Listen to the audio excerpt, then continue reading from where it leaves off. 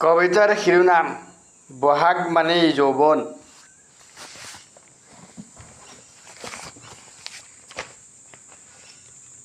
বহাগ জানো এটা মাহ।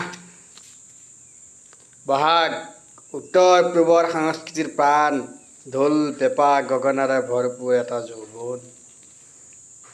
বেৰীঘৰ ডালে পাতে পাহাৰৰ নামনিত, কুকিল সুৰীয়া গীতে মন উতলাই, গাঁৱে গাঁৱে ঘৰে ঘৰে ঢোল পেঁপা গগনাই ৰজন জনায়।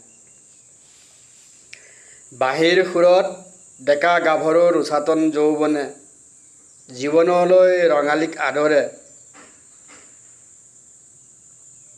বহাগ মায়াময় বিবাহময় দিন,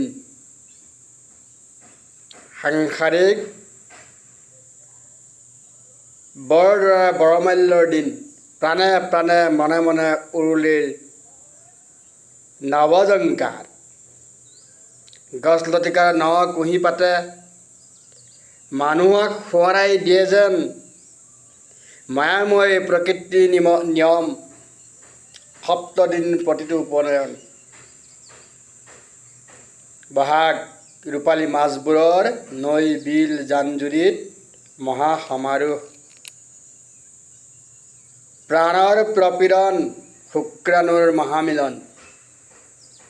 বহাগ জলেশ্বৰীৰ গা ধৰাৰ দিন, প্ৰাণ পাই নাচি উঠে মৰা সুঁতিবোৰে, শীতল মলয়া লাগি প্ৰকৃতিয়ে নৰূপ সাজে। বহাগ মানে এটা নতুন যৌৱনৰ দিন। ধন্যবাদ।